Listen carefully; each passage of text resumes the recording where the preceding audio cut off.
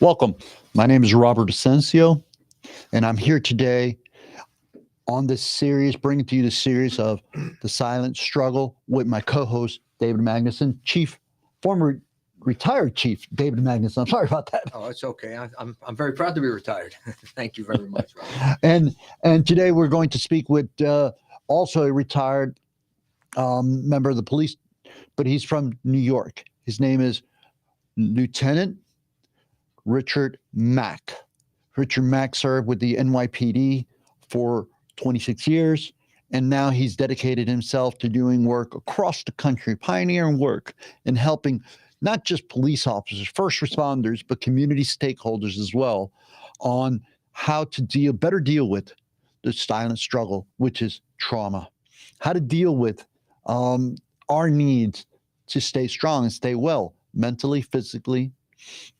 Well, how do you deal with that? Let's bring Richard Mack on. Welcome. Thank you, Robert. Hello, Hey, Chief. brother. Hey, how you doing? Good to see you. All right, so to frame it up, you came on the NYPD in 1994, right? I came on in tell us a little bit about that. 95, and I went to work in East New York, Brooklyn, which was a very, we could call it a tough neighborhood. Yeah, we're gonna get there for a minute because I don't know if I ever shared this with you. I was born in Kings County Hospital, Brooklyn. Lived in the on South Second Street, down by Williamsburg. But you meant can I interrupt you? Yeah. I was born in Doctors Hospital, lived in Murray Hill, then we moved out to Left Rack City. So I think we all have a commonality here. I think we're all good. Yeah, Doctors Hospital, I don't believe exists anymore. It does not. No. But yeah, it's all good. So now we feel a little bit more comfortable. Yeah, New Yorkers. Man, when we get together, we have to have some of that pizza. There you go. So you mentioned about you graduated in the police academy with a small class. How large was that small class? My class was we graduated with 1,800 officers. Wow, that's larger than some police departments. It was 1,800, right? Now that's not including the family, I'm guessing, too. So how big a crowd was that? Well, the crowd, because it was Madison Square Garden, because that's the only place you could really fit that crowd. I think the crowd was somewhere in the realm of 10,000 people. When you exit there, good luck trying to find a place to eat. Right? Can't eat anywhere near the guard during an event. That's right. Got you. So you came on, and then you went. What was your first assignment? You mentioned you went over to work at Brooklyn, right? You were assigned to Brooklyn. My first assignment was the 75th precinct in East New York, Brooklyn. I got there in the aftermath of the incident involving a very corrupt officer that made national news called Michael Dowd. And I was in the 75th precinct until January of 2002. And I got to see that documentary. You had suggested it when we met in Miami about a month ago, the 75th. Yes. For anybody that hasn't seen it, I recommend it. Have you seen it yet? I believe I did, yes. Yeah, it's pretty intense. Yes. So when you came on, I know that precinct at one point was one of the most violent precincts in New York City, probably in the country. It was one of the most violent in the country, yes. What was the experience when you came on as a rookie officer, man? You must have gone right to the road and said, what the hell's going on here? Well, in New York City, you don't go right to the road. You do a lot of foot posts for your first year.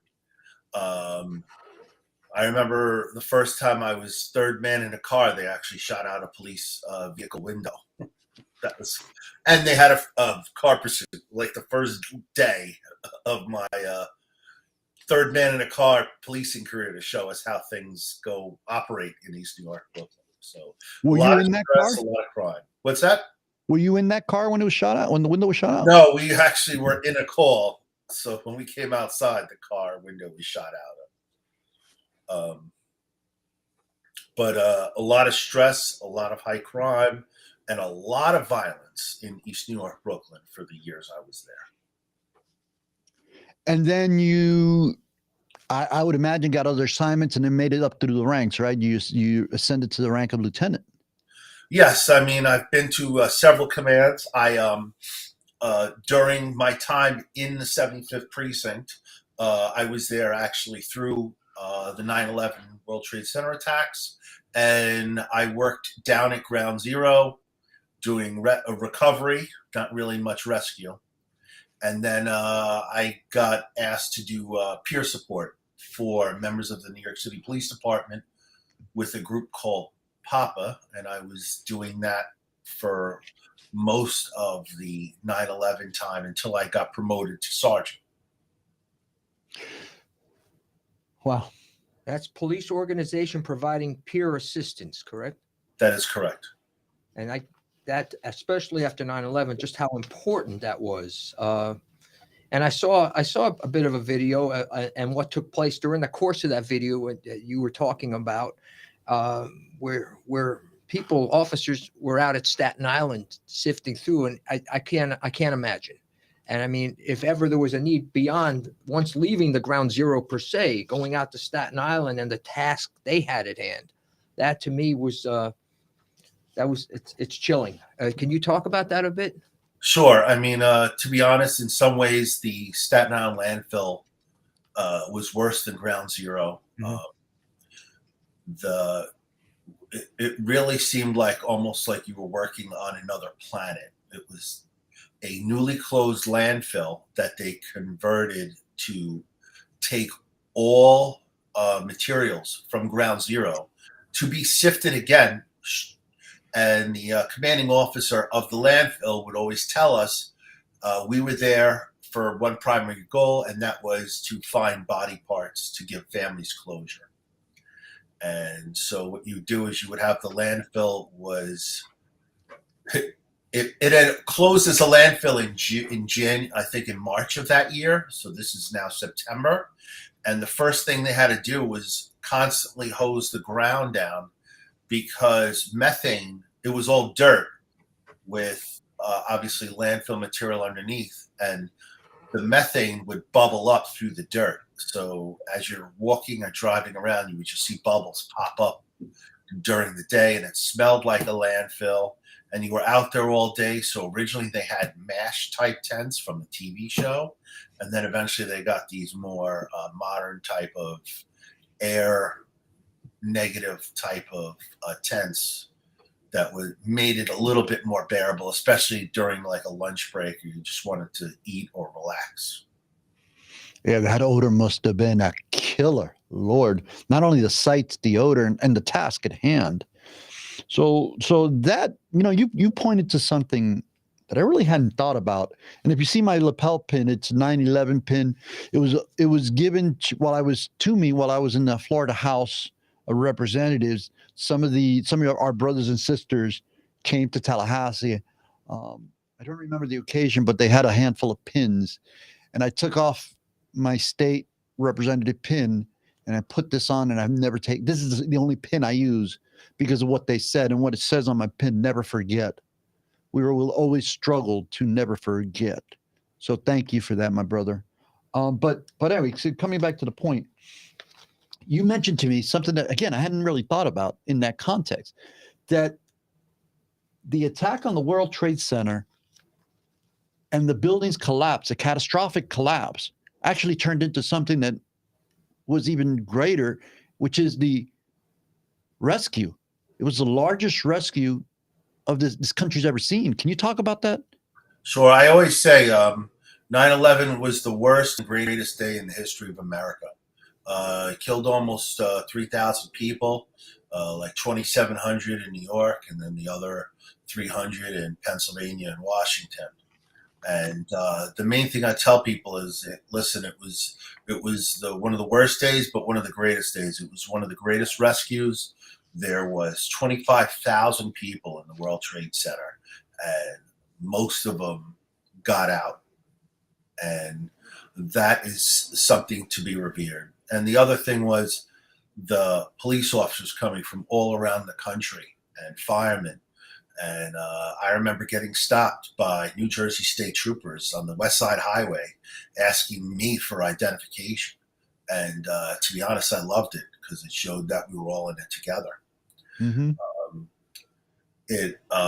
I grew up down in the village in Lower Manhattan, and my mother worked across the street originally from the World Trade Center. So I really grew up down there.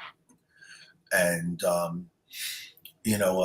I think I had mentioned to you also about the movie Boat Lift, which was a short 10-minute documentary. It's on YouTube.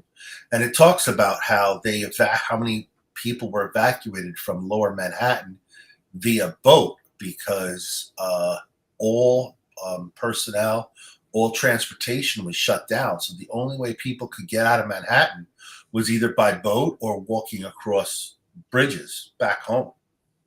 And That was a powerful documentary. Did you see it? Have you seen it? I did With Tom see. Hanks? It's also it's almost synonymous about the leadership that Churchill, when he sent them over to Dunkirk and brought people back.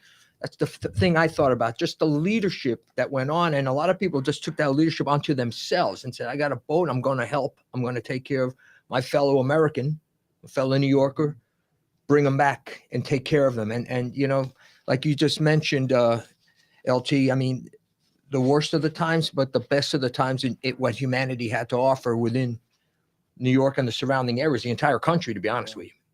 So it's an all hands on deck call for help, right? Where the spirit of the American nature just came out. We came on to address help. Sort of like we should be doing now with mental health, right? 100%. We don't talk about the officers who were injured.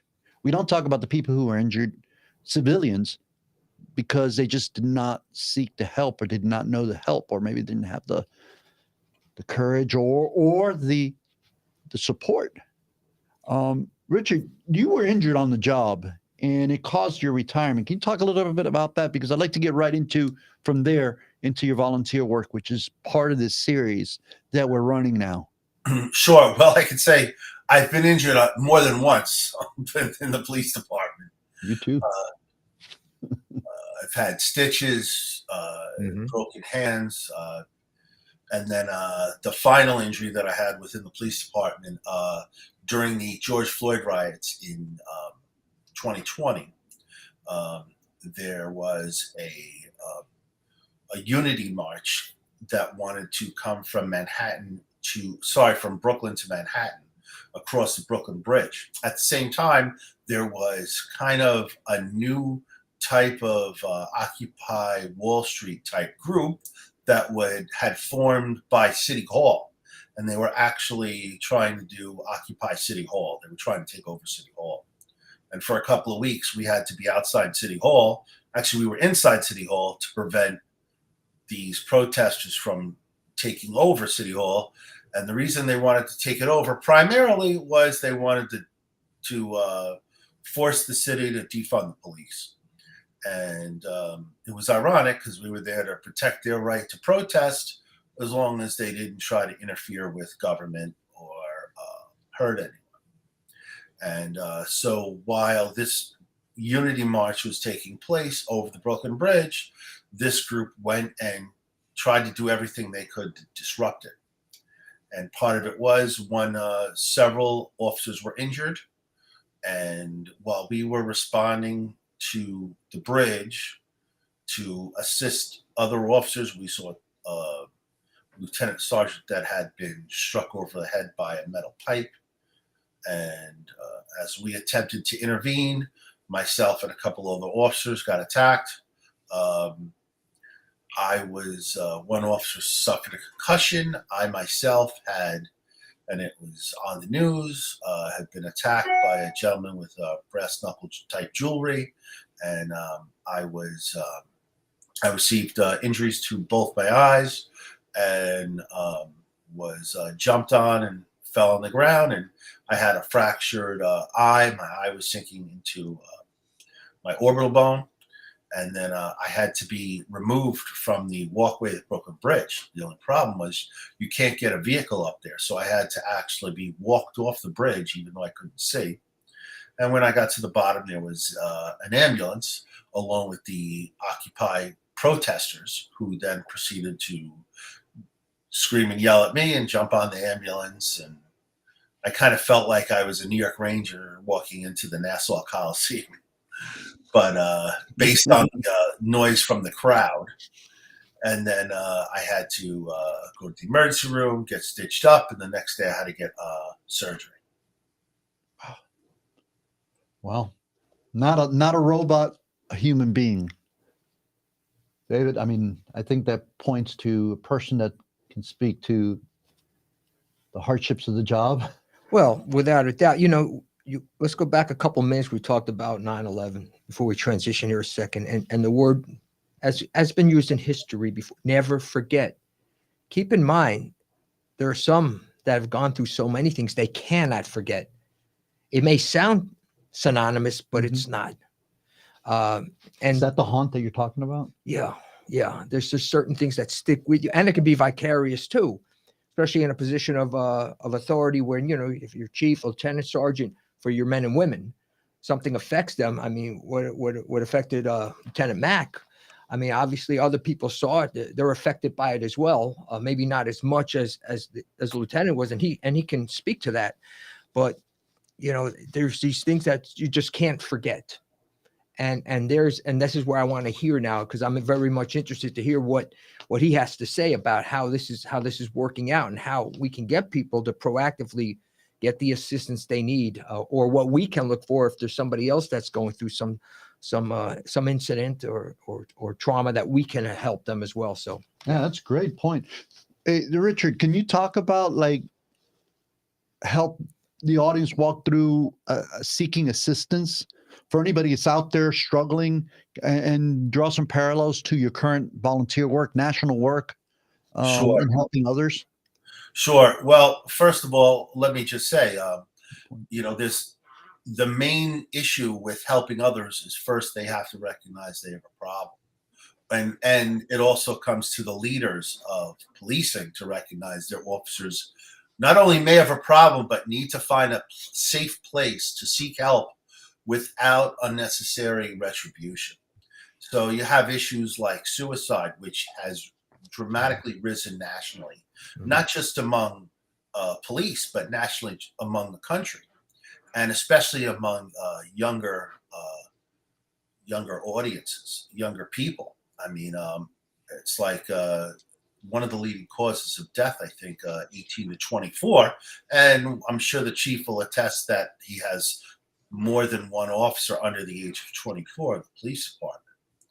Then you also combine that with things such as complex PTSD, which is just ongoing trauma or traumatic stress-related incidents.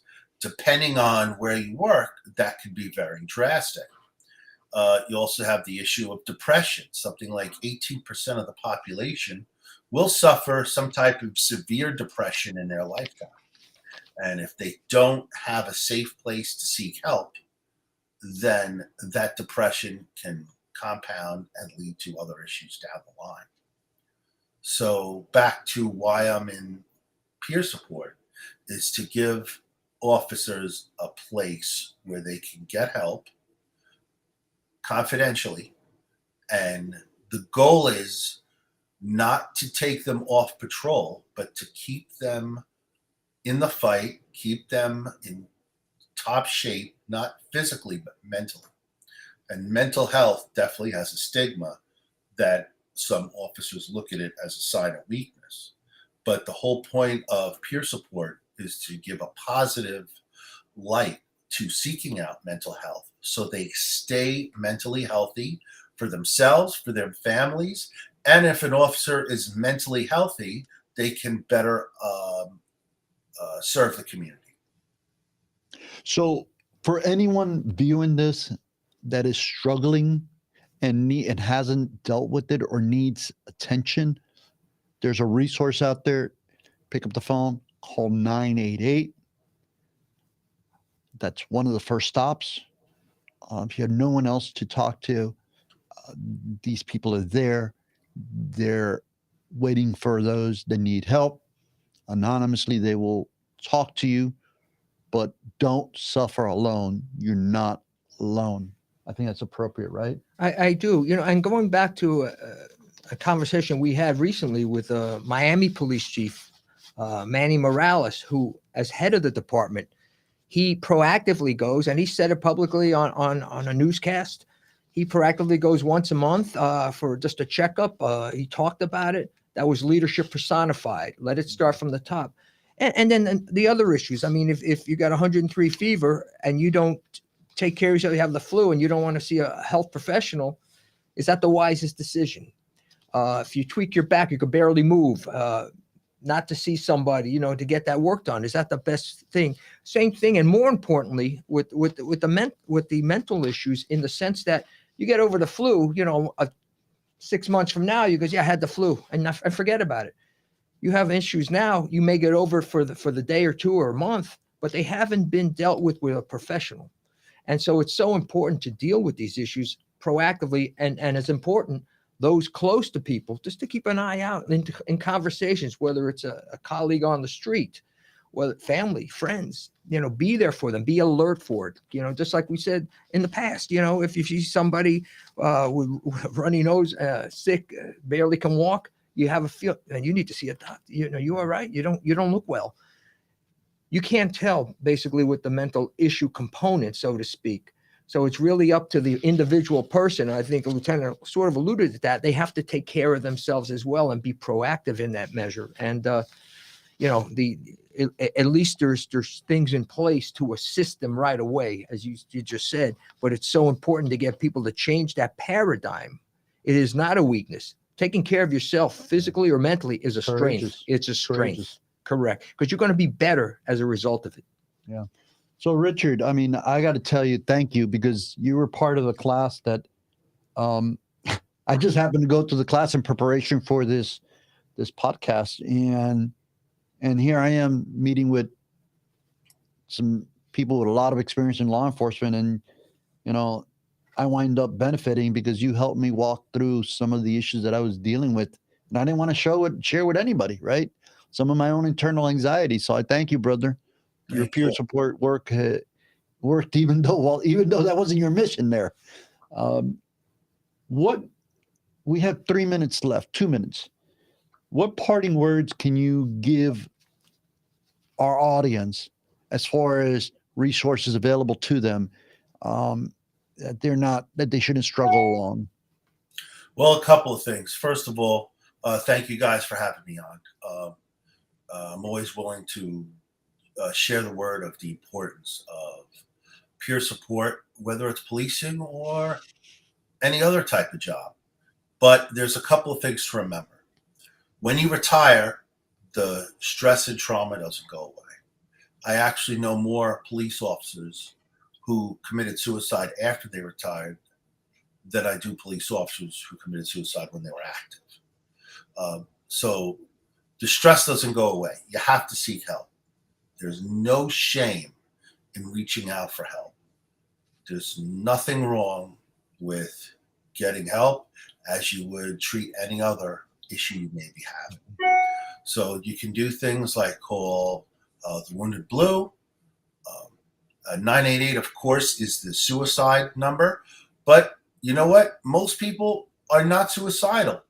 But those who are stressful and suffering it alone can lead to depression, which can lead to suicidal thoughts or tendencies down the line. You don't have to be suicidal to seek out for help. You don't have to wait until you're drowning to get help. You can get help today. You can. There's all kinds of apps out there that will connect you with a clinician. There's all kinds of departments that offer mental health services confidentially. And if you're worried about confidentiality amongst your department, you can seek help through your local health insurance as well. The important thing is that you get help, do it today, and remember, you are not alone. Thank you. Any Thank last you very thoughts, much. Chief? No, it's just fantastic information, and I hope it falls on very open ears, because it may sound simple. It's far from simple, and that's where you need that collaboration that he puts through with the peer group. You need it with friends and family, with this sort of information to plug it in and use it, because it can go a very long way. Like you said, silent struggle. Let's take the silence out of that and help. Yeah. So on that note, we're going to wrap up this particular show. Stay tuned as we have many more stakeholders, not just police officers, not just judges, but clinicians that will be coming on and joining us. Hapsi Kaba, the national coordinator of the CIT, critical incident response, will be joining us in a couple of weeks. We will have clinical workers from hospitals joining us as well. So please do not struggle alone. Drop us a line. Let us know if you need a resource from us. We're here to serve you. Richard, we look forward to having with you. You join us in this continued evolution of this series and our work in addressing this silent struggle that people should not be struggling alone with. To the Millers and Miami's Community News, to our producer, young producer, Alex Sukas, we thank you. To you, the audience, the invaluable audience, we look forward to speaking with you in the near future. Thank you again. Speak soon.